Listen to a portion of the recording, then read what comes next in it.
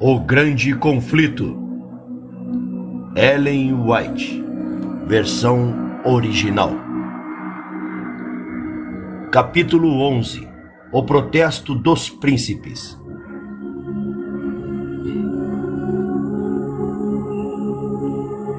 Um dos mais nobres testemunhos dado pela Reforma foi o protesto feito pelos príncipes cristãos da Alemanha na Dieta de Espira, em 1529. A coragem e a fé e firmeza desses homens de Deus obtiveram, para os tempos vindouros, a liberdade de pensamento e de consciência. Seu protesto deu à Igreja Reformada o nome de protestante. Seus princípios são a real essência do protestantismo. Tempos escuros e ameaçadores haviam chegado para a Reforma. Apesar do edito de Worms declarando Lutero como fora da lei e proibindo o ensino ou a crença em suas doutrinas, a tolerância religiosa havia perdurado no Império. A providência divina mantivera sob o controle as forças oponentes à verdade. Carlos V estava determinado a esmagar a Reforma, mas frequentemente, quando levantara sua mão para desferir o golpe mortal, foi forçado a desviá-lo. Muitas vezes a imediata destruição de tudo o que se atrevia a se opor a Roma parecia inevitável. Mas no momento crítico, os exércitos turcos surgiam na fronteira oriental, ou o rei da França, ou o próprio Papa mesmo, ciumento da crescente grandeza do imperador, fazia guerra contra ele. Assim, em meio à luta e tumulto das nações, a Reforma foi deixada se fortalecer e propagar. Afinal, os soberanos romanistas constrangeram seus feudos a se conjugarem para lutar contra os reformadores. A Dieta de Espira, em 1526, havia dado a cada estado ampla liberdade em matéria religiosa, até a reunião de um concílio geral. Porém, tão longo passados os perigos que haviam propiciado essa concessão, o imperador convocou uma segunda dieta a se reunir em Espira, em 1529, com o propósito de destruir a heresia. Os príncipes deveriam ser pressionados, por meio de pacíficos, se possível, a se colocarem contra a Reforma. Mas se esses falhassem, Carlos estava preparado para lançar mão da espada. Os papistas estavam exultantes, compareceram em Espira em grande número e manifestaram abertamente sua hostilidade para com os reformadores e todos os que o apoiavam. Disse Melanchthon: "Somos a excreção e o ódio e o restolho do mundo, mas Cristo olhará para o seu pobre povo e os preservará." Os príncipes evangélicos que assistiam à dieta foram proibidos de pregar o evangelho, mesmo em sua residência. Mas o povo de Espira tinha sede da palavra de Deus. A despeito da proibição, milhares se congregavam para os cultos realizados na capela do eleitor da Saxônia. Isso precipitou a crise. Uma mensagem imperial anunciou à dieta que, como a resolução que concedia liberdade de consciência havia provocado grandes desordens, o imperador exigia que ela fosse anulada. Esse ato arbitrário despertou indignação e alarmou os cristãos evangélicos. Disse um deles: "Cristo caiu de novo às mãos dos Caifás e dos Pilatos da vida." Os romanistas tornaram-se mais violentos. Um papista intolerante declarou: Os turcos são melhores que os luteranos, pois eles observam dias de jejum e os luteranos os violam. Se tivéssemos de escolher entre as escrituras sagradas de Deus e os velhos erros da igreja, deveríamos rejeitar as primeiras. Disse Melâncton. Cada dia, em plena assembleia, Faber lança alguma nova pedra contra os evangélicos. A tolerância religiosa havia sido legalmente estabelecida e os estados evangélicos resolveram opor-se à violação de seus direitos. Lutero, ainda sob o interdito imposto pelo Edito de Worms, não teve permissão de estar presente em Spira, mas seu lugar foi suprido por seus colaboradores e os príncipes a quem Deus suscitara para defender sua causa naquela emergência. O nobre Federico da Saxônia, antigo protetor de Lutero, falecera, mas Duque João, seu irmão e sucessor, recebera com alegria a reforma e, conquanto um amigo da paz, mostrou grande alegria, grande energia e coragem em todas as questões relativas aos interesses da fé. Os padres exigiam que os estados que haviam aceitado a reforma se submetessem implicitamente à jurisdição romanista. Os reformadores, por outro lado, reivindicavam a liberdade que lhes havia sido previamente concedida. Não podiam permitir que a reforma novamente tivesse sob seu controle aqueles estados que, com tão grande contentamento, haviam recebido a palavra de Deus. Como o acordo foi finalmente proposto, que onde a reforma não se houvesse estabelecido, o edito de Worms deveria ser rigorosamente executado, e que nos estados evangélicos, onde houvesse o perigo de revolta, nenhuma nova reforma deveria ser introduzida, nenhuma pregação sobre pontos controversos. A celebração da missa não deveria ser impedida, e nenhum católico romano teria permissão de abraçar o luteranismo. Essa medida foi aprovada na Dieta, para grande satisfação dos sacerdotes e dos prelados papais. Se esse edito fosse executado, a reforma não poderia estender-se aonde ainda fosse desconhecida, nem se estabelecer sobre os sólidos fundamentos onde já existisse. A liberdade de expressão seria proibida, as conversões não seriam permitidas, e as restrições e proibições.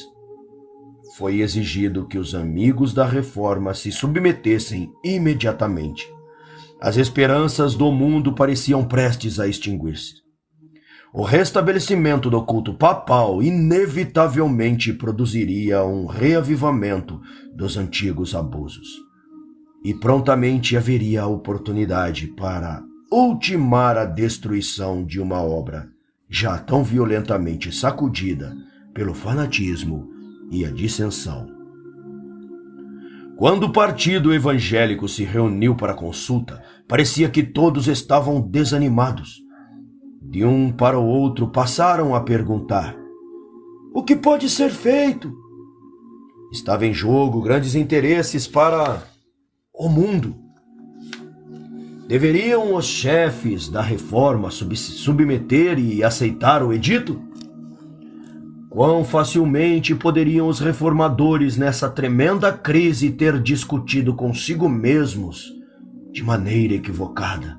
Quantos pretextos e razões plausíveis poderiam ter apresentado para justificar a submissão? Fora garantido aos príncipes luteranos o livre exercício de sua religião. A mesma vantagem foi estendida a todos os seus súditos, que antes da decretação da medida haviam abraçado as concepções da reforma. Isso não deveria deixá-los contentes? Quantos perigos a submissão evitaria? Em que desconhecidos perigos e conflitos a oposição os lançaria? Quem iria saber das oportunidades que o futuro iria reservar? Abracemos a paz. Apeguemo-nos ao ramo de oliveira que Roma estende e curemos as feridas da Alemanha. Com argumentos como esses, os reformadores poderiam ter justificado a adoção de uma linha de conduta que com certeza acabaria na ruína total de sua causa. Felizmente, eles consideraram o princípio sobre o qual este acordo se baseava e agiram pela fé. Qual era o princípio? Era o direito de Roma coagir a consciência e proibir a livre investigação. Mas não deveriam eles próprios e seus súditos protestantes gozar de liberdade religiosa? Sim, como um favor especialmente estipulado naquele acordo, mas não como um direito. De tudo quanto este acordo alternava, o grande princípio da autoridade deveria imperar. A consciência estava fora da alçada. Roma era juiz infalível e deveria ser obedecida. A anuência ao pacto proposto teria sido uma admissão virtual de que a liberdade religiosa deveria confinar-se à Saxônia reformada. Para o restante da cristandade, a livre investigação e a profissão da fé reformada seriam crimes e deveriam ser punidos com a masmorra e a fogueira. Poderiam os príncipes concordar em restringir a liberdade religiosa? Aceitariam a proclamação de que a reforma havia feito seu último converso e conquistado seu último pedaço de terra? E que onde quer que a Roma exercesse sua influência naquela hora, deveria perpetuar-se seu domínio? Poderiam os reformadores declarar que eram inocentes do sangue daquelas centenas de milhares que, em cumprimento deste acordo, deveriam render sua vida nas terras papais? Isso seria trair a causa do Evangelho e das liberdades da cristandade naquela hora crítica. Contrariamente, eles sacrificariam seus domínios sobre a titulação e mesmo a própria vida. Resolveram os príncipes: rejeitemos o decreto. Em matéria de consciência, a maioria não tem poder.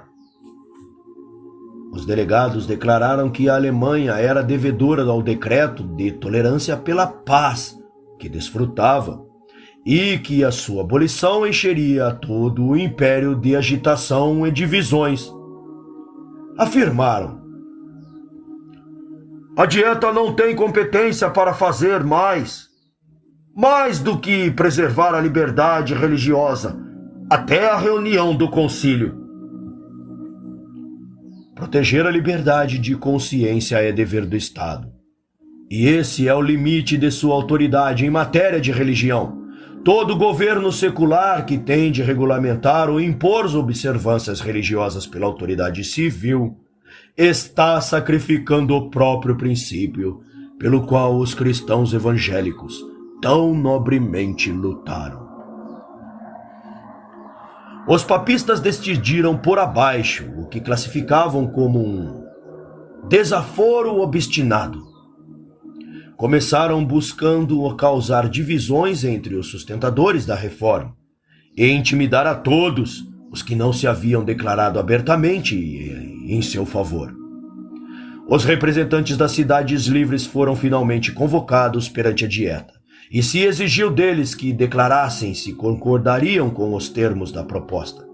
Solicitaram um adiamento, mas em vão. Quando submetidos à prova, quase metade perfilou-se com a Roma. O restante ficaram com a reforma. Aqueles que assim se recusaram a sacrificar a liberdade de consciência e o direito do juízo individual, bem sabiam que a sua posição se destinava para a crítica, a perseguição e a condenação. Disse um dos delegados: devemos ou não negar a palavra de Deus ou ser queimados. O rei Ferdinando, representante do imperador da Dieta, viu que o decreto produziria sérias divisões, a menos que os príncipes pudessem ser induzidos a aceitá-la e apoiá-lo. Para esse fim, tentou a arte da persuasão, sabendo muito bem que o emprego de forças com esses homens apenas os tornaria mais determinados. Pediu aos príncipes que aceitassem o decreto, garantindo-lhes que tal ato agradaria muito ao imperador. Mas aqueles homens fiéis reconheciam uma autoridade acima daquele dos governantes terrestres e responderam claramente: obedeceremos ao imperador em tudo que possa contribuir para manter a paz e a honra de Deus. Na presença da Dieta, o rei finalmente anunciou que o decreto estava para ser publicado como um edito imperial e que apenas restava ao eleitor e seus amigos se submeterem à maioria. Tendo assim falado, retirou-se da Assembleia, não dando aos reformadores nenhuma oportunidade para deliberação ou réplica. Em vão enviaram eles mensageiros rogando que Ferdinando retornasse. A essa petição respondeu ele simplesmente: é um assunto resolvido. A submissão é tudo que resta. O partido imperial estava convencido de que os príncipes cristãos se apegariam às escrituras sagradas, como superiores às doutrinas e preceitos humanos, e sabiam também que, por onde quer que esse princípio fosse aceito, o papado seria finalmente vencido. Porém, como milhares têm feito desde aquele tempo, eles olhavam apenas para as coisas que se veem, lisonjeando-se de que a causa do imperador e do papa era forte e a dos reformadores débil. Houvessem os reformadores dependido unicamente do auxílio humano e teriam sido tão impotentes como os papistas supunham. Apesar de poucos em número e em discórdia com Roma, tinham sua força. Apelaram da decisão da Dieta para as escrituras da verdade e do imperador da Alemanha para o rei dos céus e da terra. Como Ferdinando se recusasse a considerar suas convicções de consciência, os príncipes decidiram não dar atenção à sua ausência, mas levar imediatamente o seu protesto perante o Concílio Nacional. Uma solene declaração foi dirigida e apresentada à Dieta. Abre aspas. Protestamos pelos presentes perante Deus, nosso único Criador, mantenedor, Redentor e Salvador, e que um dia será nosso juiz, bem como perante todos os homens e todas as criaturas, que nós, por nós e nosso povo, não consentimos e nem aderimos ao decreto proposto, em coisa alguma que seja contrária a Deus, à sua palavra, ao nosso direito de consciência, à salvação de nossa alma. Não podemos afirmar que, quando o Todo-Poderoso chama um homem ao seu conhecimento, esse não ouse acatar esse divino conhecimento. Não há uma doutrina verdadeira além daquela que se conforma à palavra divina. O Senhor proíbe o ensino de qualquer outra fé. As Sagradas Escrituras, com um texto explicado por outros textos mais claros, são em tudo necessárias ao cristão, simples de serem compreendidas e apropriadas para esclarecer. Estamos prontos, resolvidos pela graça divina, a manter a pregação pura de sua santa palavra, conforme contida nas Escrituras e no Velho e no Novo Testamentos, sem acrescentar-lhes coisa alguma. Essa palavra é a única verdade, é a regra segura para toda a doutrina e vida e nunca pode falhar ou nos enganar. Aquele que edifica sobre esse fundamento opor-se a todos os poderes do inferno, a despeito de todas as vaidades humanas que se amontoem contra ele, as quais cairão perante a face de Deus. Por essa razão, rejeitamos o jugo a nós imposto. Ao mesmo tempo, estamos na expectativa de que Sua Majestade Imperial trará conosco como príncipe um príncipe cristão que ama a Deus sobre todas as coisas.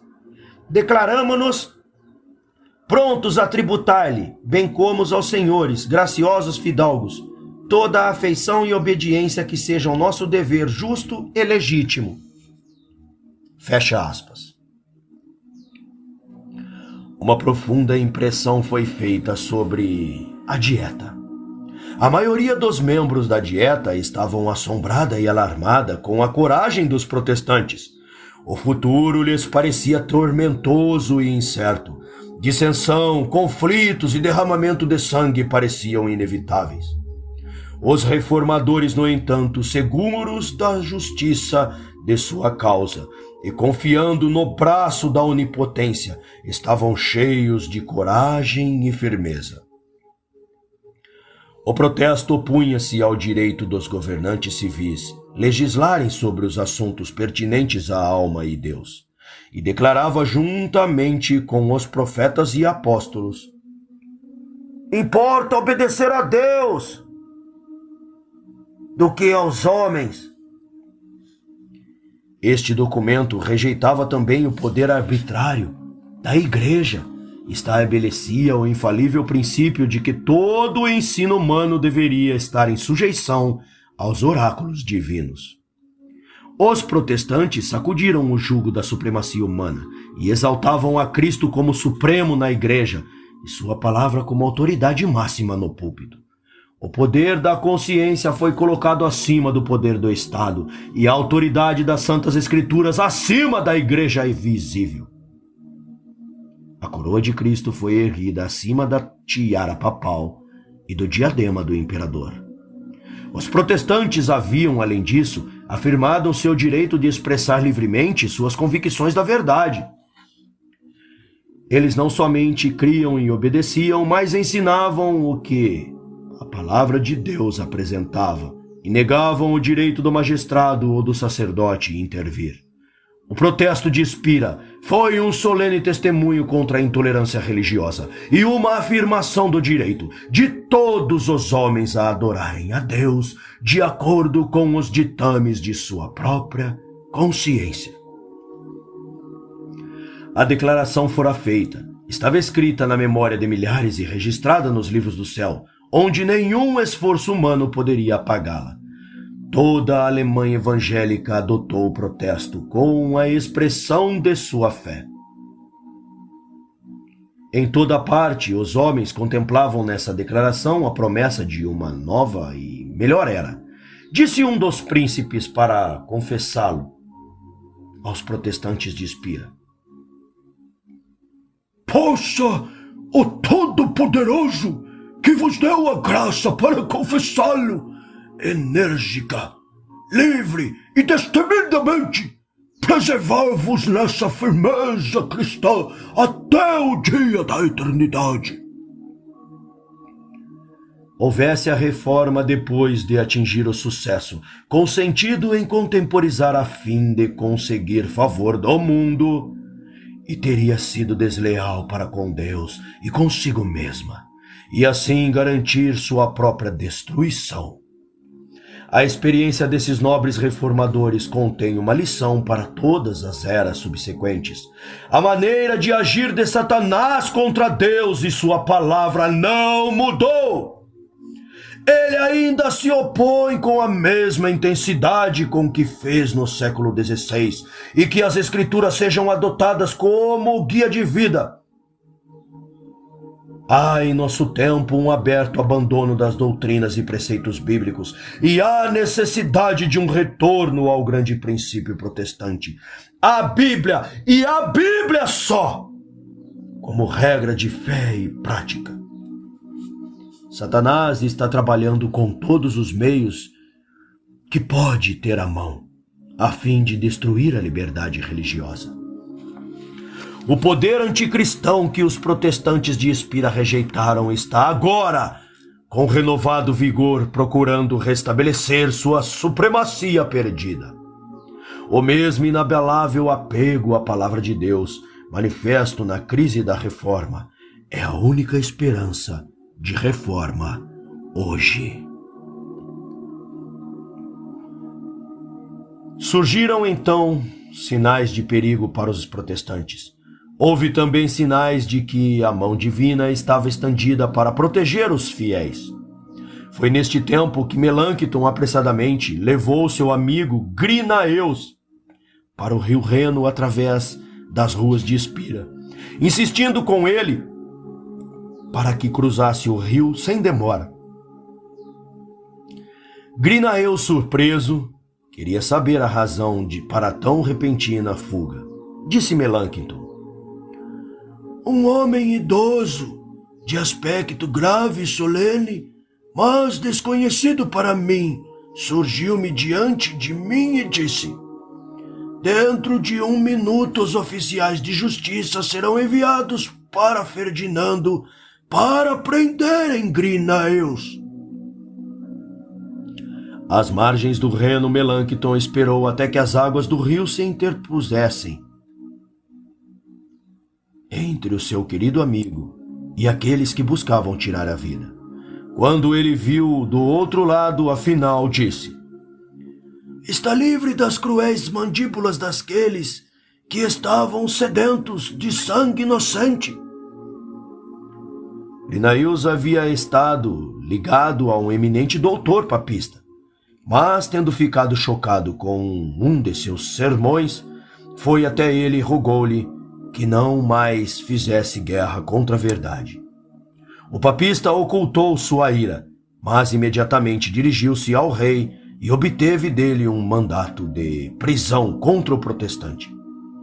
Quando Melâncton voltou para sua casa, foi informado de que, após a sua saída, vieram oficiais à procura de Grinaeus e reviraram a casa de alto a baixo. Melâncton então viu que o Senhor havia salvo seu amigo, enviado um santo anjo para o avisá-lo. A reforma devia ser levada à maior preeminência perante os poderosos da terra. Os príncipes evangélicos não foram ouvidos pelo rei Ferdinando, mas a eles deveria ser concedida a oportunidade de apresentar sua causa à presença do imperador e dos dignatários da igreja e do Estado reunidos em assembleia. A fim de acalmar as dissensões que perturbavam o império, Carlos V, no ano seguinte ao do protesto de Espira, convocou uma dieta em Augsburg, anunciando sua intenção em presidi-la pessoalmente. Os príncipes protestantes foram intimidados a comparecer.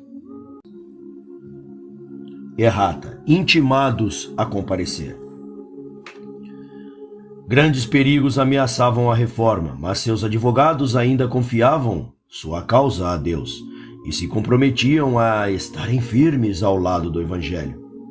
O eleitor da Saxônia fora aconselhado por seus assessores a não comparecer à dieta. O imperador, disseram eles, exigia a presença dos príncipes a fim de atraí-los a uma armadilha.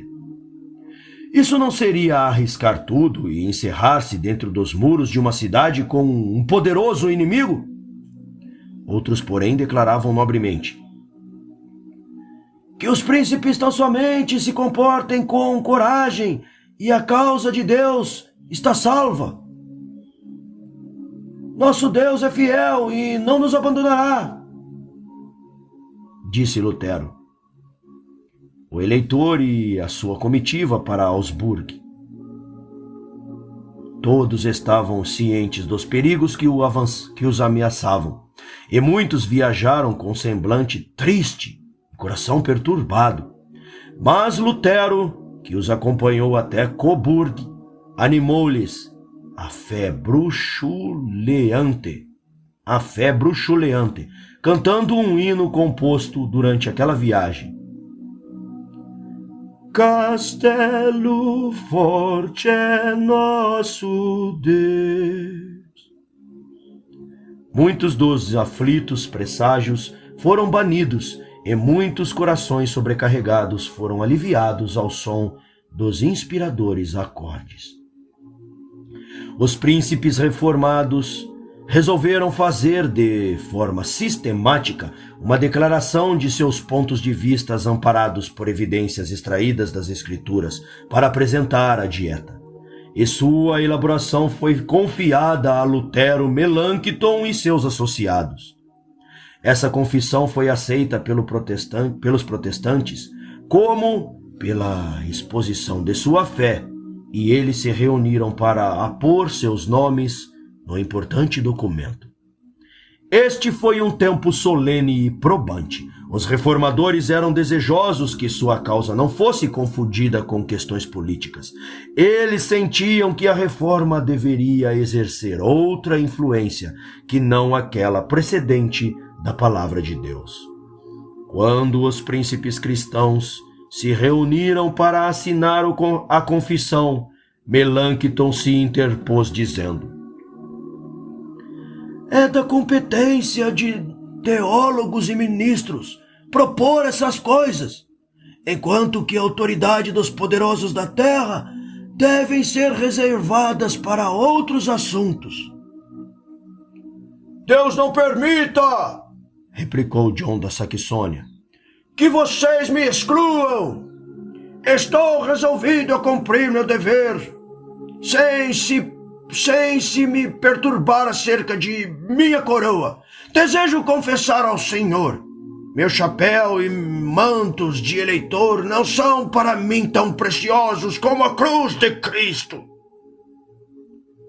Tendo assim falado, assinou seu nome. Disse outro dos príncipes enquanto tomava a pena: se a honra de meu Senhor Jesus Cristo o exige, estou pronto a deixar meus bens e a vida para trás. Eu renunciaria antes a meus súditos e estados. Preferia deixar a pátria de meus pais com um cajado na mão, continuou ele, a receber qualquer outra doutrina que não seja contida nesta confissão. Tal era a fé e a coragem daqueles homens de Deus. Veio o tempo fixado para comparecer perante o imperador. Carlos V, assentado no trono, rodeado pelos eleitores e príncipes, concedeu a palavra aos reformadores protestantes. Foi lida a confissão de sua fé. Naquela augusta assembleia, as verdades do evangelho foram claramente apresentadas e também os erros da igreja papal com propriedade. Foi aquele dia declarado o maior dia da reforma e um dos mais gloriosos na história do cristianismo e do mundo.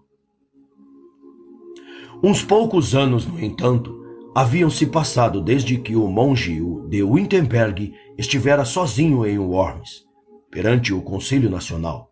Agora em seu lugar estavam os mais nobres e poderosos príncipes do império. Lutero foi proibido de aparecer em Augsburg, mas estivera presente por suas palavras e orações. Escreveu ele: vibro de alegria por viver até esta hora na qual Cristo é publicamente exaltado por tão ilustres confessores numa assembleia tão gloriosa. Cumpriu-se o que dizem as Escrituras: falarei dos teus testemunhos perante os reis. Nos dias de Paulo, o evangelho pelo qual ele fora preso estava sendo levado perante os príncipes e nobres da cidade imperial. Também nesta ocasião, aquilo que o imperador proibira fosse pregado do púlpito era proclamado no palácio. O que muitos tinham considerado como impróprio que os servos ouvissem foi ouvido com assombro pelos governantes e senhores do império. Reis e grandes homens estavam no auditório. Príncipes coroados eram os pregadores e o sermão era a régia verdade divina.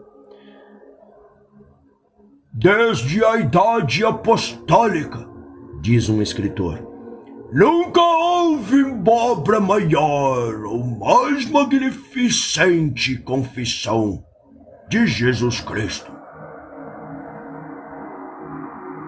Tudo quanto os luteranos disseram é verdade. Não podemos negar, declarou um bispo papista.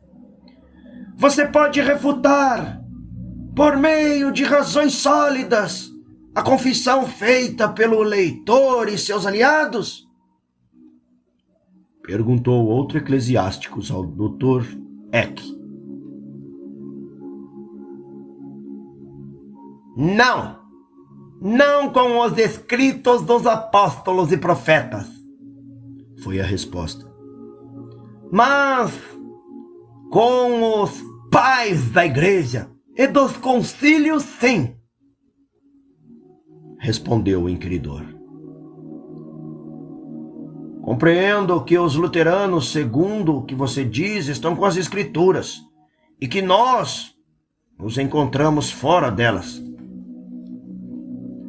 Alguns dos príncipes alemães foram ganhos para a fé reformada. O próprio imperador declarou que os artigos protestantes não eram senão a verdade. A confissão foi trazida para muitas línguas, circulou por toda a Europa e tem sido aceita por milhões nas gerações sucessivas como expressão de sua fé. Os fiéis servos de Deus não estavam trabalhando sozinhos, conquanto principados e potestades e hostes espirituais da maldade nos lugares celestiais se ajuntavam contra eles, e o Senhor não se esqueceu de seu povo. Fossem abertos os olhos e eles teriam visto a mesma forte evidência da divina presença e do auxílio concedidos aos profetas do passado. Quando o servo de Eliseu mostrou a seu escape, o profeta orou: Senhor, peço-te que lhes abra os olhos para que veja. 2 Reis 6,17. Eis que a montanha estava cheia de carros e cavalos de fogo, o exército do céu ali estacionado para proteger o homem de Deus. Assim os anjos guardaram os obreiros na causa da reforma. Um dos princípios mais firmemente mantidos por Lutero era que não deveria ser convocado o poder secular em apoio da reforma e nenhum apelo às armas feito para sua defesa. Lutero se alegrava de que o evangelho fosse professado por príncipes do império. Mas, quando eles propuseram considerar-se numa liga defensiva, ele declarou que a doutrina do evangelho seria defendida por Deus somente.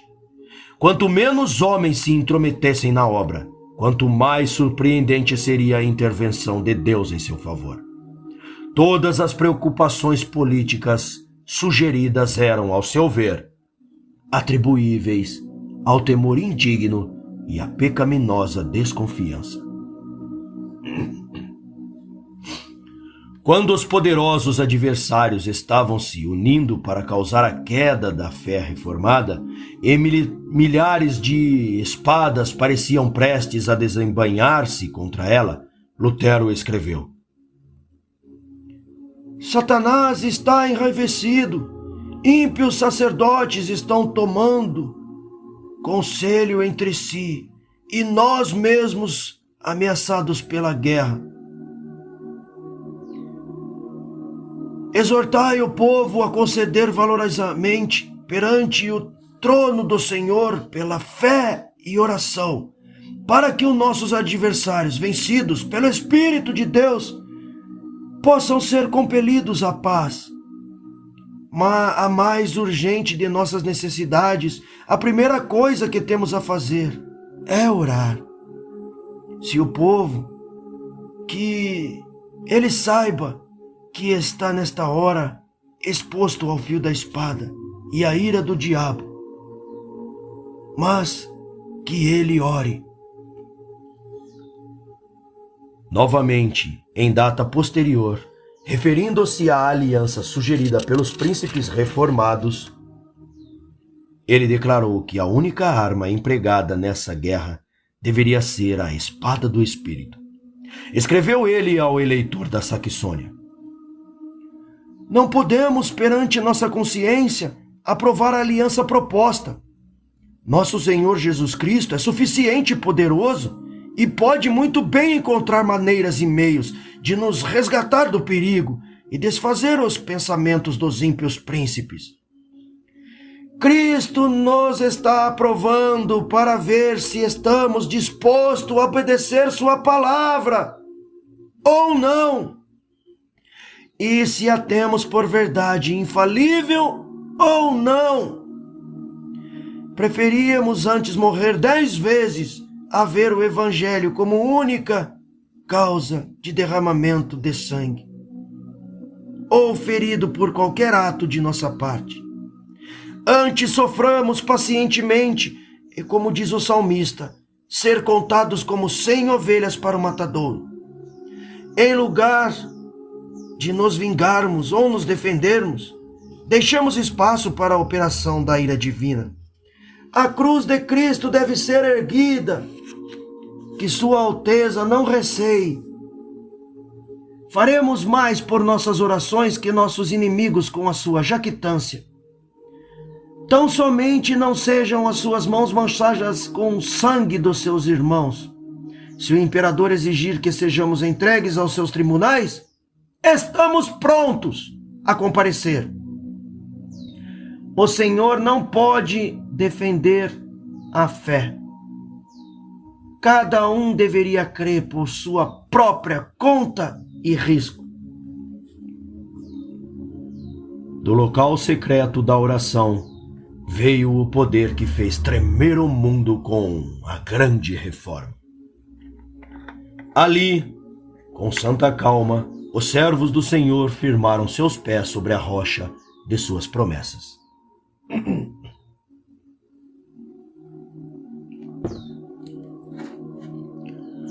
Durante a luta em Augsburgo, Lutero não deixou um dia sequer sem dedicar pelo menos 3 horas à oração. Esse tempo era separado dentre as horas mais favoráveis ao estudo. Na privacidade de sua câmara, ele era ouvido a derramar sua alma perante Deus em palavras plenas de oração, tremor e esperança, como se estivesse falando com um amigo.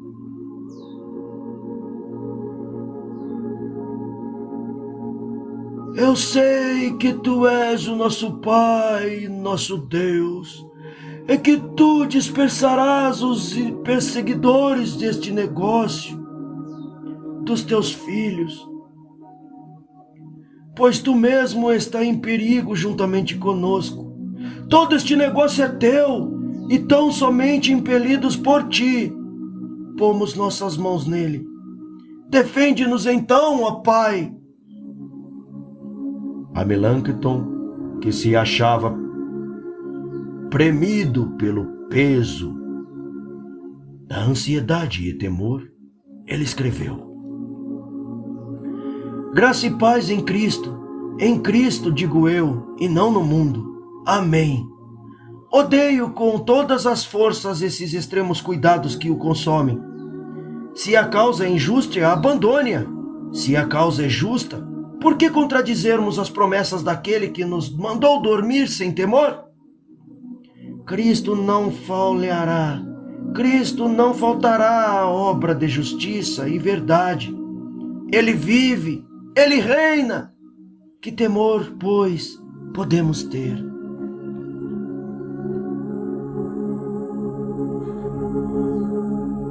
Deus ouviu os clamores de seus servos.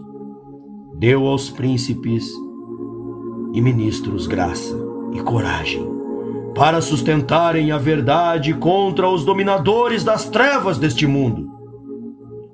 Disse o Senhor: Eis que ponho em Sião a pedra principal de esquina, eleita e preciosa, em quem nela crer não será confundido. 1 Pedro 2:6. Os reformadores protestantes haviam edificado sobre Cristo, e as portas do inferno não prevaleceriam contra eles.